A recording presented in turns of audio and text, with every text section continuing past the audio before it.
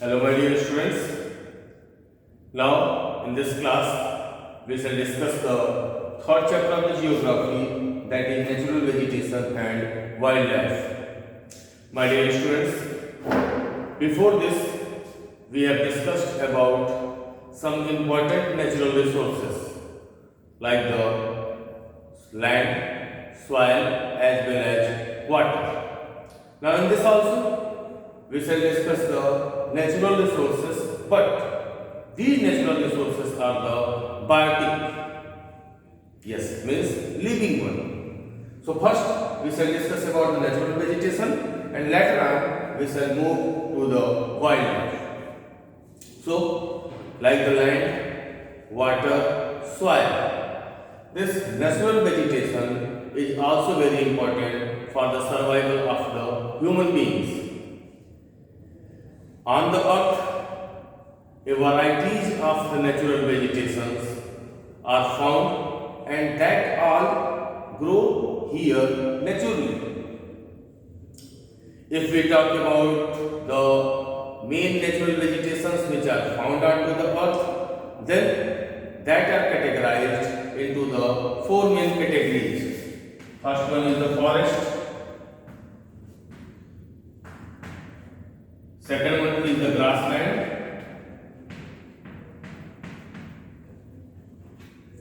third one is the scrubs, and fourth one is the tundra. My dear students, forest. Forests are mainly found in that areas in which rainfall is more than 150 centimeters in a year. One more thing, the growth of any natural vegetation is mainly dependent on two factors. One is the moisture and another is the temperature. So, these forests are found in that area where maximum rainfall occurs, and when there will be maximum rainfall, obviously humidity in the air will be more, and as a result of it, the areas where these forests are found, that is too much green, and the height of these forests also dependent on the amount of the rainfall and the moisture. Second one is the grasslands. Grasslands are mainly found in the areas of the moderate rainfall, means between 75 to 150 centimeters in a year. In the grassland regions, maximum grasses are found. Yes, maximum grasses are found, and if any plant is found over there, then its average height will be smaller compared to the forest. Third one is the scrubs. Scrubs are mostly found in the desert regions or in that areas where rainfall is extreme less. In these areas, mostly scrubs and some thorny bushes are found. These scrubs and thorny bushes have the deep roots which go inside the ground, or which go deep inside the ground to get the underground water. Besides that, to reduce the loss of the water, on the leaves of these plants there is the waxy coating. Fourth one, tundra. Tundra is mostly found in the areas where extreme cold temperature is found. This type of vegetation mainly consists of the mosses and the lichens. The ground of these areas is mostly bare, means no vegetation is found in the on the bottom level or on the ground level. So these were the four main types of vegetations which are found in the world or on the globe. But beside that, on the basis of the trees, or on the basis of setting up of leaves by the trees, forests which are found onto the earth, that are two types. One is the tropical evergreen, and another is the tropical deciduous. Tropical evergreen forests are found in that areas where rainfall will be more than 200 centimeters. See, a word is written evergreen, means the forests or the trees which are found in these areas, they remain green throughout the year. Why these trees remain green throughout the year? Because there is not any specific time in which all the trees which are found over here, they shed their leaves. Trees shed their leaves, but according to the different seasons or according to a different time, and this is the main cause that all the trees which are found over there, they never shed their leaves at one time, so it remains green throughout the year. Second one is given tropical deciduous. Deciduous meaning is to shed, means these forests are in these forests in a specific time of a year, all trees shed their leaves. So this area became born in the specific season. That's why it is the tropical deciduous forest. Now, this was something regarding the forest or the natural vegetation which are found on the earth. Now, it is also very necessary for us to know that how much important is the natural vegetation for us. Natural vegetation is very important for us because a variety of things are there which we obtain from the trees. First one, we get food including the fruits, cereal crops, etc. Besides that, we also get shelter from the trees. Bamboo is used for making the roofs and the fences. Besides that, a variety of the medicines are also being found. In spite of that, trees are the storehouse of the various other commodities which are used by the human beings. Like it is the tree only through which we get a variety of the oils, out of which we light our lamps, as well as we use such oils in the different cosmetic products. Trees are also helpful in maintaining the balance in the nature. It is the trees only which takes in the carbon dioxide of the atmosphere, and through the process of the photosynthesis, they release out the oxygen in the atmosphere. Thus, they maintain a balance in the carbon dioxide as well as in the oxygen. Besides that, it is the forest or the trees only which are very helpful for the rainfall through the process of the transpiration. So by this we can say that in a reality, trees are very much important for us. Now, one more topic is given in your book. About this, you have listened a lot, but till now, how many books I have seen in that it is not mentioned, but it is very good that in this book it is given forest fire. Sorry.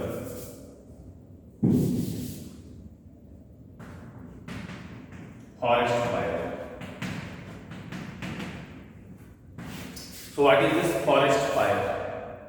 Forest fire is the sudden or accidental fire which takes place in any specific area of the forest, and with the availability of the bushes, grasses and other dry leaves and trees, it became so much hazardous and dangerous that it caused a lot of loss to the biodiversity as well as to the animals, including the human settlements. Now, there are various causes which are responsible for the for this forest fire. We shall discuss here two: natural cause as well as the human made.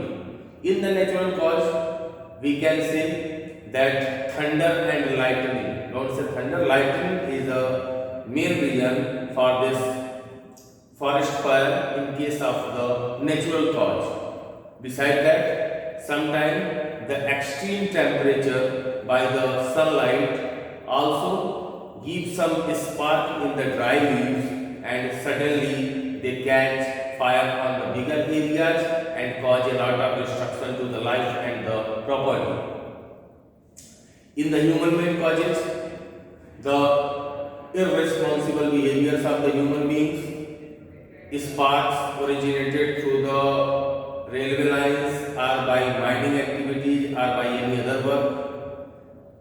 Besides that, the pieces of the cigarettes which are carelessly thrown here and there by the people, these all result in the forest fire.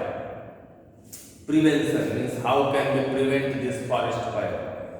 My dear student, one thing is clear that this forest fire is too much hazardous and dangerous that it causes a lot of loss to the environment, to the biodiversity, to the animals' life, including the human settlement.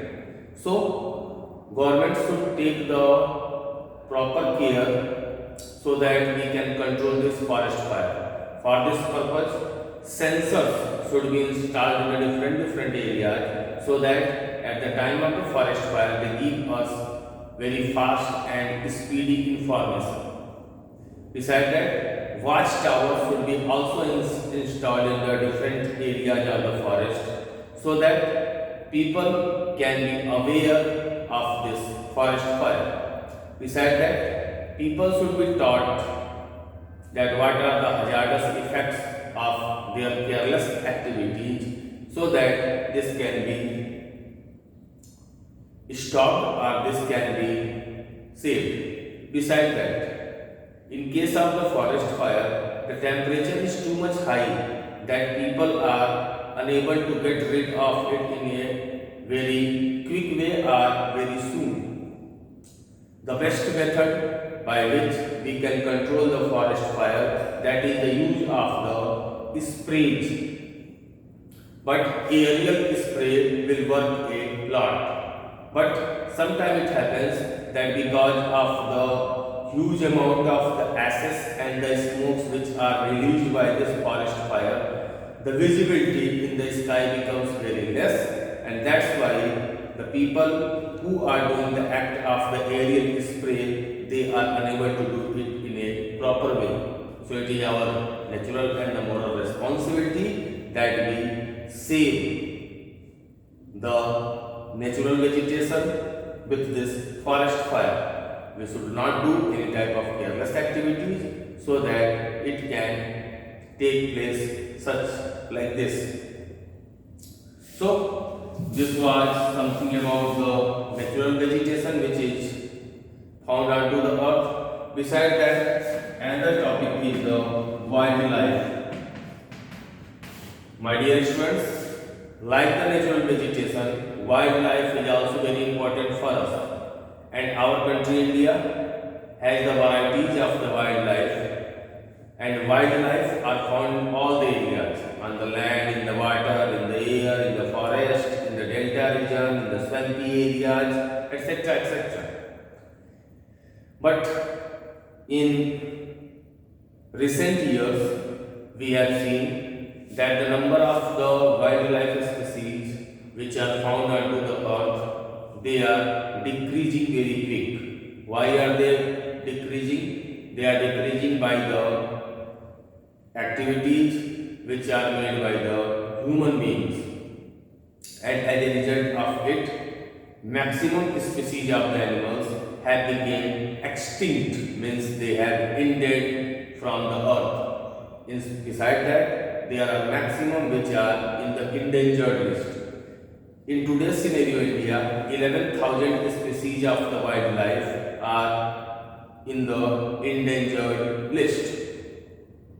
If we talk about the wildlife which is found in our country India, then in our country a variety of the wildlife is found. For example, in our country elephants are also found in the forest of the Assam. Rhinoceros is found, crocodiles are found, Bengal tiger is found, a variety of the birds are found. In spite of these Indian bustard, ox, leopard and many more are found in the different regions of our country, India. So, it is our responsibility to save them so that there should be the proper link between the human beings and the nature.